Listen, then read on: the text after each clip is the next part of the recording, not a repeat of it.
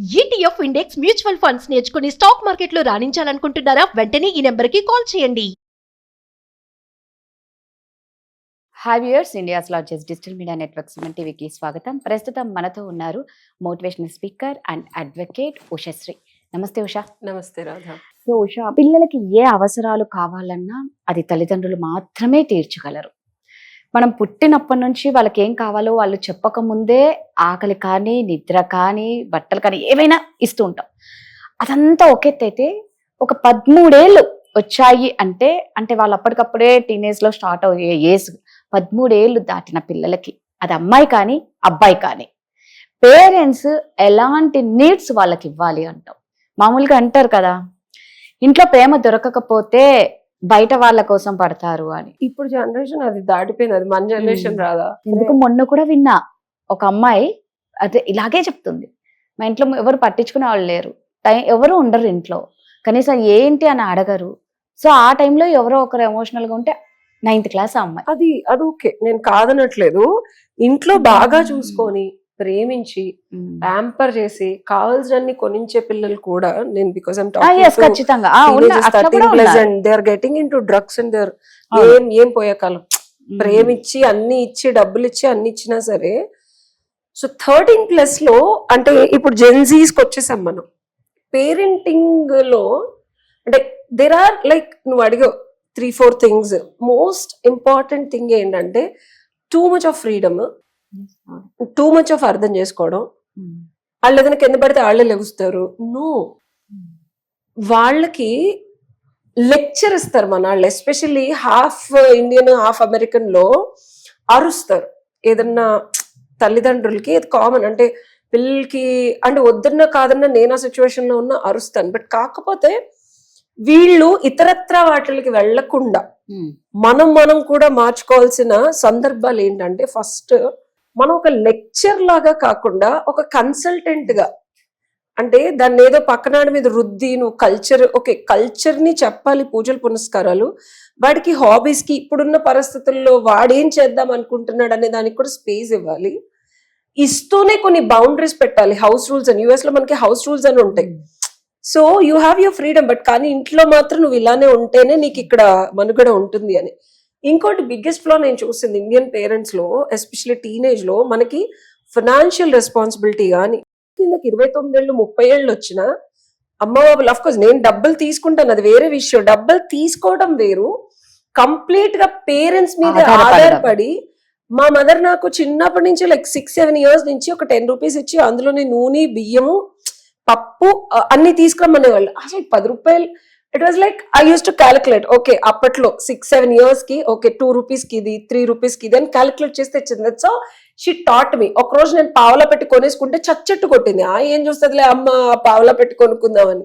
So the financial literacy అనేది చిన్నప్పటి నుంచి నేర్పించాలి. నేను అందుకే ప్రతిదీ లెక్కలు ఉంటాయి. మై విజన్ కానీ, నేను పెట్టే ఇన్వెస్ట్మెంట్స్ కానీ, ₹1 ఎదుటోడి దగ్గర తీసుకోకుండా at least I created my life. 9 years back ఇల్లు కొనుక్కున్నానంటే it's not a small thing. Financial literacy when you don't, చిన్నప్పటి నుంచి నువ్వు టీచ్ చేయలేదు. సరే వదిలే, టీనేజ్ కి వచ్చిన తర్వాత అట్లీస్ట్ వాళ్ళకి డబ్బులు డ్రగ్స్ కో లేకపోతే ఇంకోటో వెళ్తున్నారంటే అబండెన్స్ ఆఫ్ మనీ ఇస్తున్నారు. రెస్పాన్సిబిలిటీగా క్రియేట్ చేయట్లా. ఇంట్లో ఉండే ఎన్వైరన్మెంట్, ప్రేమ, ఇవన్నీ ఒక ఎత్తు అయితే, ఎప్పుడైతే నువ్వు టీనేజ్ పిల్లాడికి వెన్ యూ ఎడ్యుకేట్ ఫైనాన్షియల్ గా లిటరసీ, వాడు ఈ పని చేస్తే ఈ డబ్బులు వస్తాయి అనో, లేకపోతే నీకు ఈ టాలెంట్ లేదురా బై, నువ్వు ఈ టాలెంట్ పెంచుకుంటే ఈ ఎబిలిటీతో నువ్వు ఈ పని చేస్తే నీకు డబ్బులు వస్తాయి అని బయటే కాదు ఇంట్లోనే నేర్పించండి. మీరు ఇంట్లో వాడికి బేసిక్ సరుకులు కొనటమో లేకపోతే గ్రాసరీస్, ఊరికే మీరు బయటకు వెళ్తే స్విగ్గీలో ₹250, ₹550, ₹1000 పెట్టి ఆర్డర్లు పెట్టుకోవడం నేర్పించక్కర్లా. ఆ ₹1000 ఇంట్లో ఏ పని చేస్తే వస్తుంది. అలా మీరు కనుక చేయగలిగితే మెయిన్ బాధ్యతారహితంగా విచ్చలవిడితనం పెరిగిపోతుంది. That's one thing. Second thing ఏంటంటే మెంటార్షిప్ ఈజ్ డిఫరెంట్.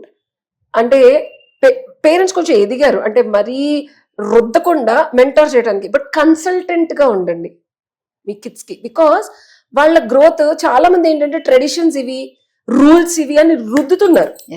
అవును, ఓకే, రుద్దటంలో ఏమవుతుందంటే వాళ్ళు ఏమనుకున్నారు, మాకు చాలా ఎక్కువ తెలుసు, మా గ్రోత్ కి వీళ్ళు హిండర్ అవుతున్నారు, మమ్మల్ని అర్థం చేసుకోలేదు, మమ్మల్ని ఎక్స్ప్లోర్ అవ్వనివ్వట్లేదు అని.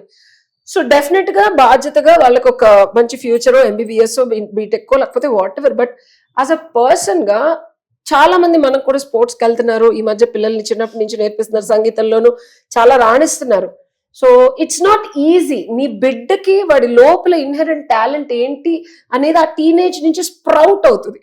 ఆ బీజాలు కొంచెం కొంచెం స్ప్రౌట్ అయ్యి మొక్కలయ్యే ఏజ్ అన్నమాట. అప్పుడు మనం నర్చర్ చేయాలి.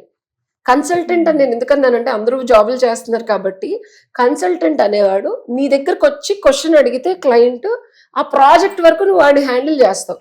ఆ తర్వాత నువ్వు ఊరికి విసికించవు, ఇంకేమైనా సర్వీసులు కావాలా, ఇంకేమైనా సర్వీసులు కావాలా అని. So you need to nurture your kid like consultant. వాడికి ఒక ప్రాజెక్ట్ ఇచ్చి దాన్ని నువ్వు కంటిన్యూస్ గా మానిటర్ చేస్తా సపోర్ట్ చేయాలి. ఓకే, అండ్ ట్రెడిషనల్ గాను వాల్యూస్ నేర్పిస్తూ వాళ్ళ ఫ్రెండ్స్, లైక్ బిగ్గెస్ట్ థింగ్, నేను ఇది మాట్లాడచ్చో లేదో నాకు తెలియదు కానీ they need to really talk sensitive things like dating, physical intimacy, having a boy friend. ఇది చాలా కష్టతరమైన మాట్లాడగలగాలి. అండ్ అమ్మాయిలు especially when it comes to girls, అబ్బాయిలన్నా కొద్దో గొప్ప ఆ ఫ్రెండ్స్ తో ఈ ఫ్రెండ్స్ తో మాట్లాడితే తల్లులు చెవిన పడి తెలుసుకున్న సందర్భాలు ఉన్నాయి, కానీ అమ్మాయిల విషయంలో రాదా నేను చాలా చూస్తున్నాను. అసలు వాళ్ళ శరీరాన్ని కానీ చాలా విచ్చలవిడిగా ఇచ్చేస్తున్నారు and parents don't know about it.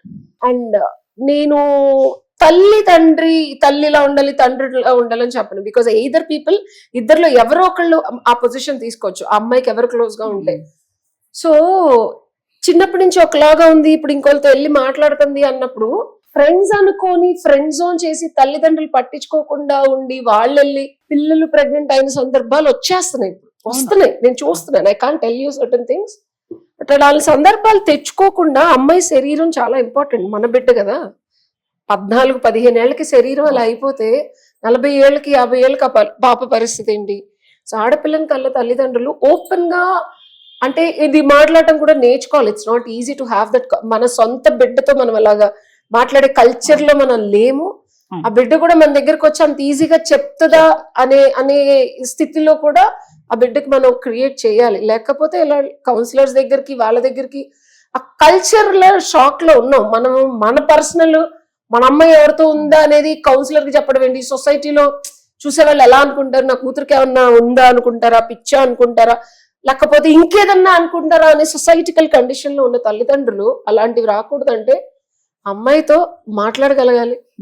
అమ్మాయి ఎవరన్నా నిన్ను ఇష్టపడుతున్నారా, లేకపోతే టచ్ చేస్తున్నారా, అసలు ఏంటి నీ personal life of a teenager is very important. రాదా ఇది రాసుకో, అండర్లైన్. మనం చదువు, ఆటలు, ఫ్రెండ్స్, పార్టీస్ అనుకొని పిచ్చి అపోహలు బతుకుతున్నారు ఈ తల్లిదండ్రులు. నాకు అర్థం కాని విషయం, ఏం అర్థం కావట్లేదు మీకు. నేను ఒక టీనేజర్ ని నేను కౌన్సిల్ చేయడానికి వెళ్ళాను. అబ్బాయి చెప్తున్నాడు, అక్క నీకు తెలుసా ఎన్ని జరుగుతున్నాయని. వాళ్ళ మదర్ ఎంత బాధపడుతున్నారంటే, ఆవిడకి ఒక 20-30 మంది కొలీగ్స్, అరే మా పిల్లాడికి ఆవిడేదో కొంచెం చెప్పింది మీకు కూడా చెప్తారు. మా పిల్లలకి ఎందుకు? వాళ్ళు నేర్చుకుంటారు, కింద పడి నేర్చుకుంటారు. ఎప్పుడు నేర్చుకుంటారు రాదా? నువ్వు ఈ టీనేజ్ లో ఒక శరీరానికి, ఒక సుఖానికి నువ్వు అలవాటు పడిపోతే చదువు మీదకి వెళ్ళట్లేదు వాళ్ళ మనసు. చదువు మీద ఇప్పుడు కాకపోతే తర్వాత అస్సలు వెళ్ళదు. చదువు మీదకి వెళ్ళట్లేదు, ఫిజికల్ ఇంటిమసీ మీదకి వెళ్తుంది. దానివల్ల అపరాధాలు అండ్ వీళ్ళకున్న అవరోధాలు తొలగించేసుకొని వాళ్ళు ఎందుకు బతుకుతున్నారో తెలియకుండా రోజు అదే పని కిందకి వెళ్ళి. సో ఈ situations, these are very very important things. మనం అయితే ఆపలేము, బట్ కానీ కట్టుదిట్టడి కూడా చేసిన తోసుకుని వెళ్ళిపోయే టీనేజర్స్ ఉన్నప్పుడు you need to be somebody who can talk and guide them. మనం చేయగలిగింది వాళ్ళకి గైడెన్సే. ఖచ్చితంగా ఆ గైడెన్స్ మనం కరెక్ట్ గా చేయగలిగితే మచ్చిక చేసుకోవచ్చు.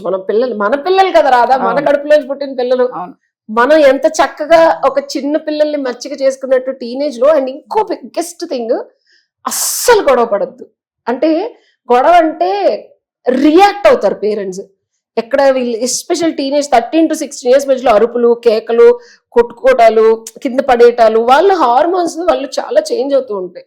అసలు వాళ్ళకి ఏం కావాలో వాళ్ళకే అర్థం కాదు. ముందు ఇరిటేషన్ వస్తూ ఉంటుంది, depression, separation, lot of things happening. అలాంటప్పుడు పేరెంట్స్, నేను చాలా ఇళ్లలో చూసాను, అరవటం, తిట్టడం, కొట్టడం వరకు వెళ్ళటం.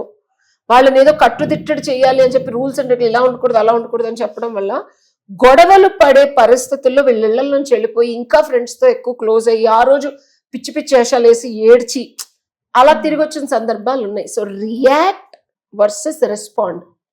వాడు ఏం నీడ్ ఏంటి, ఎప్పుడైనా టీనేజర్ కి కావాల్సింది యాక్సెప్టెన్స్ ఫ్రమ్ ద ఫ్యామిలీ. వాడి నీడ్ ఏంటో తెలుసుకోవడం, ఆ నీడ్ కి తగ్గట్టు నెసెసిటీకి రెస్పాండ్ అవ్వడం కష్టం. బికాస్ టీనేజర్ తో పాటు మీరు టీనేజ్ తల్లిదండ్రులా ఇవాల్వ్ అవ్వాలి. వాడు ఎంత పెయిన్ గోత్రూ అవుతున్నాడో నీకు తెలిసిన చొప్పున అది ఫార్మేటెడ్ కండిషనింగ్, నువ్వు పెరిగిన పద్ధతిని బట్టి ఇప్పుడు వాటి ట్రీట్ చేస్తే ఉండడు. కాబట్టి యు నీడ్ టు రెస్పాండ్. కష్టం, బస్ కష్ట సాధ్యం. కష్టమైనా మనం కనుక ప్రాక్టీస్ చేసే తల్లిదండ్రులుగా ఎప్పుడైతే నువ్వు వాడు రియాక్ట్ అయినప్పుడు రెస్పాండ్ అవుతాడో వాడు ఆలోచిస్తాడు ఆగి, నా తల్లిదండ్రులు నన్ను అర్థం చేసుకోవడానికి ట్రై చేస్తున్నాడు. So I need to calm down and ask నాకేం కావాలని. సో సావధానంగా మాట్లాడుకుంటే కంక్లూడ్ అయిపోతుంది. టోటల్ గా ఏమర్థమైంది అంటే ఈ నీడ్స్ అన్ని కావాలి అంటే ఫస్ట్ పిల్లలతో టైం స్పెండ్ చేయాలి. పిల్లలకి ఒక టైం మీరు తీసుకుంటేనే మనం పిల్లలకి ఏం కావాలో అవి చేయగలుగుతాం. ఇప్పుడున్న బిజీ లైఫ్ లో అందరు హడావిడి అయిపోయి మాకు అంత టైం లేదని అనుకుంటున్నారు. కానీ టీనేజ్ 13 years దాటిన తర్వాత పిల్లల్ని మనం కంటికి రెప్పలాగా కాపాడుకోవాలి. ఇప్పుడున్న పరిస్థితుల్లో దయచేసి పిల్లల కోసం టైం ఇవ్వండి. Thank you.